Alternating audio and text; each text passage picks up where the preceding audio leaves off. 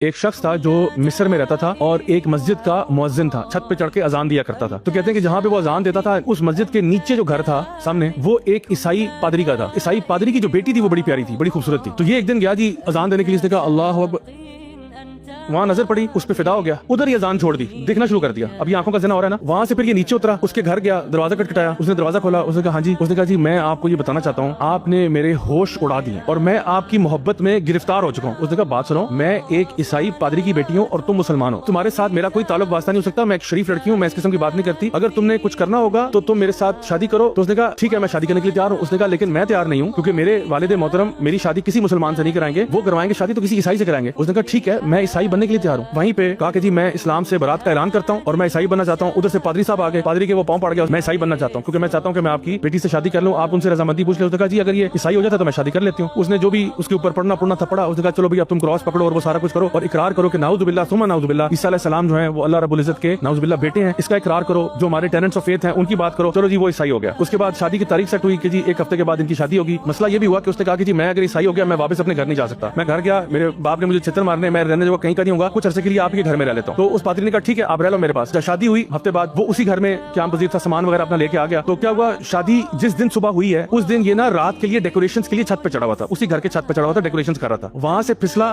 گر کے مر گیا۔ اس خبیث کو اللہ تعالیٰ نے نہ دنیا دی نہ آخرت دی۔ شادی ہوئی تھی نا، ابھی تو وہ ساتھ اکٹھے ملے ہی نہیں تھے، اس نے بیڑا غرق کر دیا اپنی آخرت کا بھی اور دنیا کا بھی۔